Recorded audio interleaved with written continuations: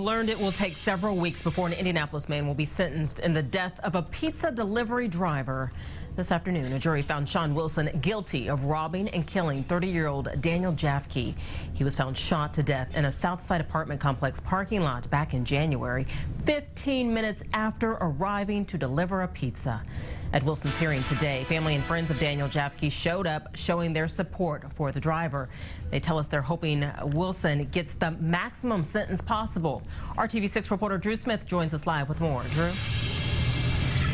When the judge delivered the jury's verdict, guilty on all counts, including murder, people inside the courtroom started to cry. But as one friend of the victim told me, a guilty verdict is not a win-win, but it is a start.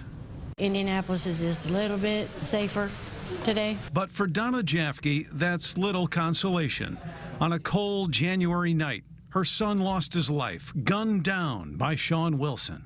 They said that Daniel's last words were, oh God, no," and like in a pleading tone, begging for his life. And he had no mercy for Daniel. Donna is hoping the judge shows no mercy on August 29th when Wilson is sentenced. If they let him out, he will do it again because he's a meth addict, and I think he'll fall right back into that lifestyle. Left with only memories of her son, Donna is coping. A lot of it's painful, and a lot of it makes you laugh, smile. I miss him. It seems so bad. Donna says she's grateful for the support that she's received from friends and the community as a whole, especially other musicians who shared her son's passion for music. The Indianapolis music scene, the people in it, they've been great.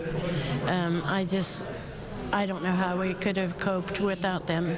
I just don't. Donna said knowing her son's killer will be locked away for a very long time is helpful, but she says in this case, the scales of justice are just not balanced. I think justice would only be served if I got Daniel back, so I don't really think there's really any justice that I can, not true justice.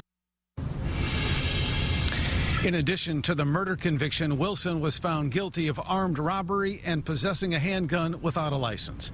Reporting live downtown, Drew Smith, RTV6. And we have more details for you now on other recent attacks on delivery drivers. Just last night, an 18-year-old girl was delivering pizzas for Domino's in the 2500 block of East Washington Street.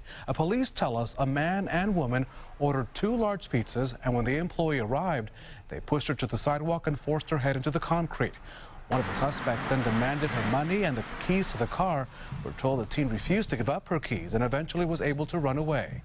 So far, the suspects have not been caught. And just a few weeks before Jaffke was killed, another pizza delivery driver was murdered on the city's southwest side.